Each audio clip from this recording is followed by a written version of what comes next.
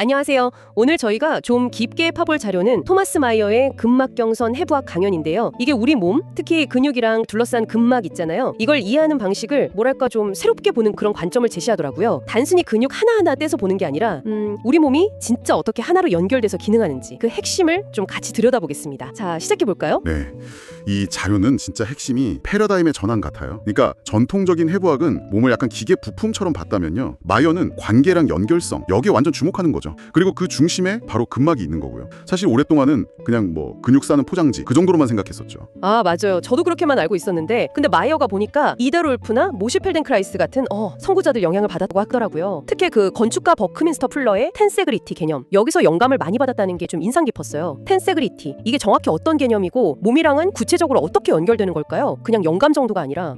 텐세그리티요. 이게 텐션, 장력이랑 인테그리티, 통합성 이 두 단어를 합친 건데요. 풀러가 제안한 구조 원리예요. 쉽게 말하면 건물을 지을 때 딱딱한 기둥, 그러니까 압축력으로만 버티는 게 아니고요. 팽팽하게 당기는 케이블들, 즉 장력 요소들이 서로 막 균형을 이루면서 안정적인 구조를 만드는 방식이죠. 마이어는 이걸 우리 몸에 적용한 거예요. 뼈는 압축을 받고 근막은 장력을 받으면서 이 텐세그리티 구조처럼 딱 균형을 잡고 형태를 유지한다, 이렇게 본 거죠. 아하.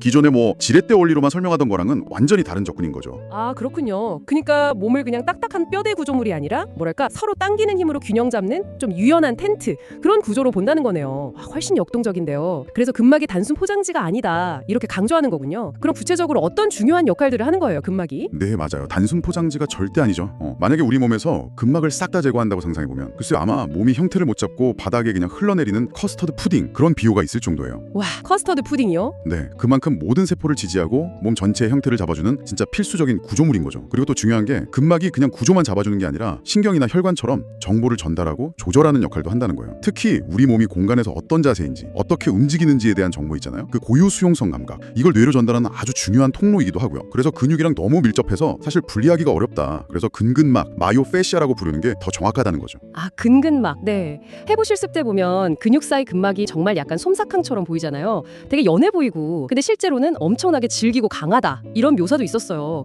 겉보기랑은 완전 다른 거네요. 근데 더 놀라운 건 이 근막 시스템이 고정된 게 아니라는 점이었어요. 계속 스스로 변하고 재구성된다? 오토포이에시스라고 하던데요.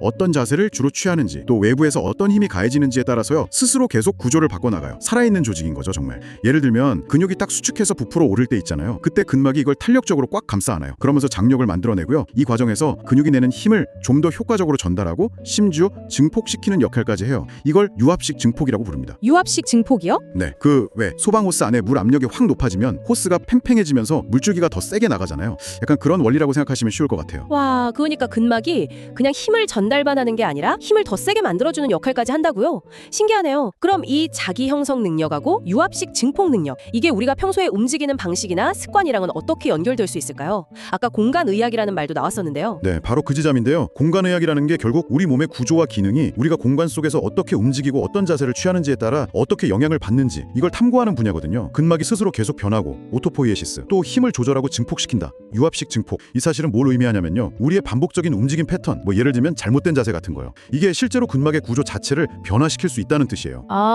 그러니까 만성적인 통증이나 움직임의 제한 같은 게 단순히 근육 문제만이 아닐 수 있다는 거죠. 이미 변해버린 근막 구조 때문일 수도 있다는 거고요. 그래서 자신의 움직임 습관을 알아차리고 이걸 개선하려는 노력이 근막 건강에, 그리고 더 나아가서 몸 전체의 균형을 회복하는데 정말 중요하다, 이런 통찰을 주는 거죠. 와, 진짜 몸을 보는 관점이 완전히 달라지는 느낌인데요. 그냥 뼈, 근육, 장기 이런 것들의 합이 아니라 모든 걸 연결하고 끊임없이 소통하면서 스스로를 계속 만들어가는 거대한 하나의 지능적인 웹처럼 느껴지네요. 네, 정확해요. 이 강연이 딱 그런 전체론적인 관점으로 우리 몸을 보도록 이끌어주는 거죠. 그렇다면 여기서 이런 질문을 한번 던져볼 수 있을 것 같아요. 만약 당신의 움직임, 당신의 감각, 심지어 자세나 통증 같은 것까지도 이 복잡하게 얽히고 설키면서 계속 스스로를 재구성하는 근막 네트워크 전체의 상호작용 결과라면, 그렇다면 당신은 당신의 몸을 어떻게 좀 새롭게 느껴볼 수 있을까요? 또 어떻게 좀 다르게 움직여볼 수 있을까요? 이 질문을 한번 곱씹어 보시는 것도 흥미로운 여정이 될 것 같습니다.